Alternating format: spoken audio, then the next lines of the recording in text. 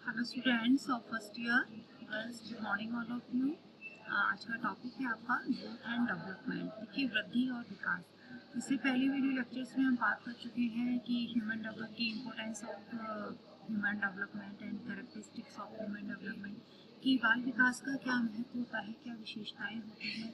और child study method के बारे में हमने पढ़ा था कि बाल अध्ययन विधि कि बालकों के विकास की अगर गति को पता करना है तो उसके लिए कौन कौन से अध्ययन विधि अपनाई जाती है।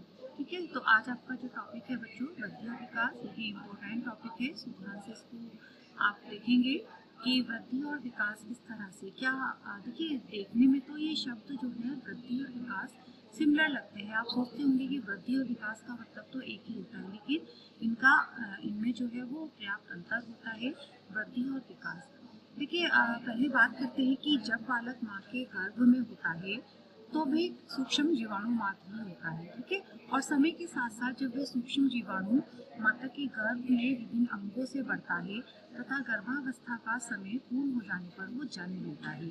तो जन्म के बाद बालक में जो विभिन्न प्रकार के परिवर्तन आते हैं और पढ़ने की जो प्रक्रिया चलती रहती है, वह क्रमशः शैशवावस्था से लेकर बाल्यावस्था तक, बाल्यावस्था से लेकर किशोरावस्था तक तथा किशोरावस्था से वो आगे बढ़ती जाती है। तो इन परिवर्तनों की जो अभिव्यक्ति है बालक के शारीरिक तथा विभिन्न प्रकार के व्यवहारों में जो परिवर्तन आते हैं उससे परिलक्षित होती है, उसी रूप में वो होती है।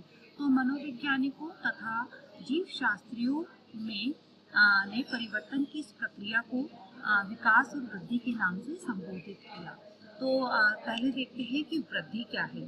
देखिए, वृद्धि का अर्थ सामान्य तौर पर मानव के शरीर के विभिन्न अंगों के विकास और अंगों की कार्य करने की क्षमता माना जाता है। और अंगों की इस विकास के परिणाम कार्य करने की क्षमता को माना जाता है तथा साथ ही अंगों के इस विकास के परिणाम स्वरूप उसका व्यवहार भी किसी न किसी रूप में प्रभावित होता है। इस प्रकार वृद्धि का अर्थ है शरीर की वृद्धि। ठीक है बच्चों, वृद्धि यानी कि ग्रोथ, कि जब शरीर के विभिन्न अंगों में वृद्धि होती है तो वो वृद्धि कहलाती है, शरीर का बढ़ना। ठीक है, शरीर के अंगों का बढ़ना ही वृद्धि कहलाती है। हार्बर्ट सॉरेंसन ने तो शारीरिक वृद्धि को क्या कहा, बड़ा भारी होना। ठीक है, शरीर का बड़ा भारी होना। और एच पी मैरेडिथ ने वृद्धि व विकास को 5 प्रमाण उन्होंने कौन कौन से बताए हैं। आकार यानी कि आकार में परिवर्तन, संख्या में परिवर्तन, प्रकार में परिवर्तन, शरीर की स्थिति में परिवर्तन और सापेक्षिक आकार, यानी कि जो आपस में एक दूसरे से रिलेटिव होते हैं जो अंग, उनके आकार में भी परिवर्तन होना। फ्रैंक ने वृद्धि को परिभाषित करते हुए कहा है कि शरीर के किसी विशेष पक्ष में जो परिवर्तन होते हैं उसे वृद्धि कहते हैं। ठीक है, और वृद्धि का प्रकृति को निम्न प्रकार से स्पष्ट किया जाता है, यानी कि वृद्धि की प्रकृति को उन्होंने किस तरह से स्पष्ट किया कि वृद्धि से व्यक्ति बड़ा और भारी होता है। यानी कि आप देखेंगे कि जब बच्चा जन्म लेता है तो उसके शरीर का अनुपात कितना होता है, सिर और शरीर का अनुपात कितना होता है, लेकिन जब वो शैशवावस्था में आ जाता है तब उसके शरीर का भार भी बढ़ता है, उसके अंग भी बढ़ते हैं, उसके सिर और शरीर का अनुपात भी में भी अंतर आ जाता है। ठीक है, तो यही होता है। और ऐसी बाल्य अवस्था में तो आगे जैसे जैसे आयु बढ़ती जाती है वैसे वैसे उसके शरीर के भार और उसके आकार में बढ़ता जाता है वो। साथ ही वृद्धि को मात्रात्मक माना जाता है, यानी कि इसको काउंट किया जा सकता है, एक तरह से इसका अनुमान लगाया जा सकता है कि जैसे कि बच्चे की लंबाई के रूप में, बच्चे के भार के रूप में। ठीक है, कि भार जब वो जन्म लिया था उसका, जब वो 2.5 kg का था, जब वो शैशवावस्था में आया तब उसका भार और उसमें वृद्धि हुई, ऐसी उसकी हाइट में वृद्धि हुई, उसकी चौड़ाई में वृद्धि हुई। ठीक है, तो ये होता है मात्रात्मक। वृद्धि की सामान्य पद्धति होती है, अर्थात अलग अलग व्यक्तियों में अलग अलग होती है। सबका जो वृद्धि होती है वो एक सी तो नहीं होती बच्चों, सब में अलग अलग होती है ना। सभी व्यक्तियों में वृद्धि निरंतर नहीं होती, यानी कि एक लिमिट एज पर आकर जो है वृद्धि रुक जाती है। ठीक है, जैसे कि आपने अक्सर सुना होगा, देखते हैं कि जैसे कहते हैं कि जो लड़कों की लंबाई है वो केवल 19-20 साल तक बढ़ती है और लड़कियों की 18 साल तक बढ़ती है। तो यही चीज है कि वृद्धि निरंतर नहीं होती है, वृद्धि की गति एक समान नहीं रहती है। ठीक है, कभी वृद्धि की गति धीमी पड़ जाती है तो कभी कम पड़ जाती है। उसका प्रभाव क्यों होता है? आहार और पोषण पे भी। ठीक है कि व्यक्ति को, बच्चों को अगर अच्छी डाइट मिल रही है, अच्छा माहौल मिल रहा है, अच्छा वातावरण मिल रहा है, तो वृद्धि की गति जो है वो चेंज हो जाती है। शारीरिक वृद्धि को देखना मानसिक वृद्धि की अपेक्षा सरल होता है, क्योंकि इस शारीरिक वृद्धि को बच्चों देखो, जैसे कि अभी ऊपर पढ़ा मात्रात्मक है, हम देख सकते हैं कि बच्चा जो है वो शारीरिक रूप से बढ़ रहा है, उसके वजन में भी बढ़ रहा है, लंबाई में भी बढ़ रहा है, भार में भी बढ़ रहा है। ठीक है, तो ये जो है वो अपेक्षा उसको देखना सरल होता है। जबकि मानसिक वृद्धि को देखने के लिए क्या होता है, उसके लिए उसके जो है स्किल्स एबिलिटी टेस्ट भी लिए जाते हैं ताकि उसकी मानसिक योग्यता का पता चल सके। वृद्धि जो है वो हेरिडिटी यानी कि वंशानुक्रम और वातावरण से संबंधित होती है, कि जिस तरह का शारीरिक अनुपात, कद, लंबाई, वजन उसके माता पिता का होगा वैसा ही बच्चे का रहेगा। स्त्रियों में वृद्धि पुरुषों की अपेक्षा कम गति से होती है।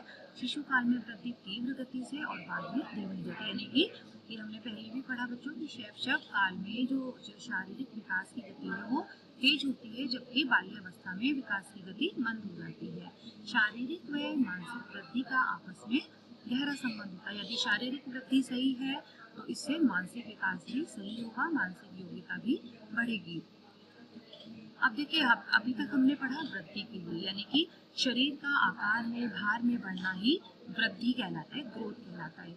अब बात करते हैं विकास की, डेवलपमेंट की, कि विकास क्या है। देखिए, परिपक्वता की और अग्रसर होना, कि जैसे जैसे बच्चे की, बालक की आयु बढ़ती है, उसके शारीरिक भार में वृद्धि होती है, उसकी लंबाई बढ़ती है, लेकिन जो अपने चारों ओर के कॉन्सेप्ट है उसका अधिगम करना, उनको सीखना, ज्ञान अर्जित करना, परिपक्वता को की और अग्रसर होना क्या कहलाता है? विकास, की इसका विकास होना।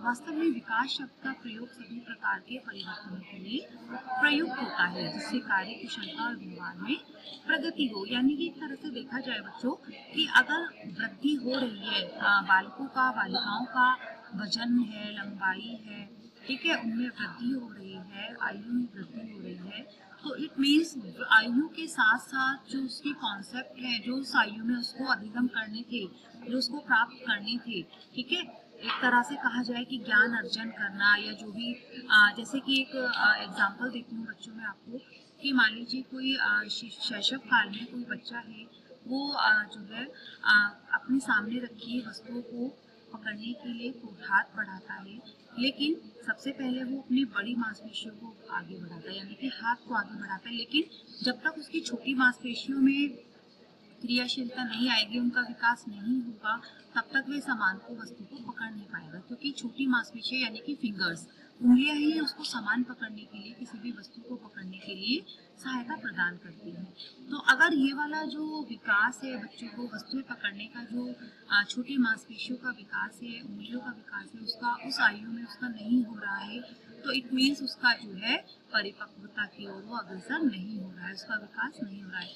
तो यही चीज है, विकास की आयु के साथ साथ, आयु बढ़ने के साथ साथ जो अधिगम उसको सीखने हैं, अधिगम जो उसको प्राप्त करने हैं, जो कॉन्सेप्ट उसको सीखने हैं, वो चीज क्या कहलाती है? विकास कहलाती है, जिससे उसकी कार्यकुशलता और व्यवहार में प्रगति होती है। इस प्रकार हम कह सकते हैं कि वृद्धि की अपेक्षा विकास की संकल्पना व्यापक होती है। यानी कि अभी आपने देखा कि वृद्धि जो होती है वो एक निश्चित समय पर आकर रुक जाती है, लेकिन विकास क्या है बच्चों? विकास जो है वो जीवन पर्यंत चलता रहता है, क्योंकि अगर व्यक्ति के अंदर क्षमता है, कैपेबिलिटी है, योग्यता है, तो वो अपने जीवन के अंतिम क्षणों तक कुछ ना कुछ सीखने की कोशिश करता है, अधिगम करने की कोशिश करता है, ठीक है ना? ऐसा नहीं है, देखिए वृद्धावस्था, अब ये नहीं कि जो सारे उद्देश्य होते हैं, जो सारे लक्ष्य होते हैं वो केवल यंग एज में ही होते हैं। वृद्धावस्था में भी कुछ जो वृद्धजन है वो अपनी लाइफ को अच्छे से स्पेंड करने के लिए बहुत सारी चीज़ों को सीखते हैं, अपनी लाइफ में चेंजेस लाते हैं, ठीक है? तो ये भी क्या हुआ? एक तरह का विकास हुआ। विकास गुणात्मक परिवर्तन की ओर सामान्यतः वृद्धि और विकास की प्रक्रिया साथ साथ चलती है।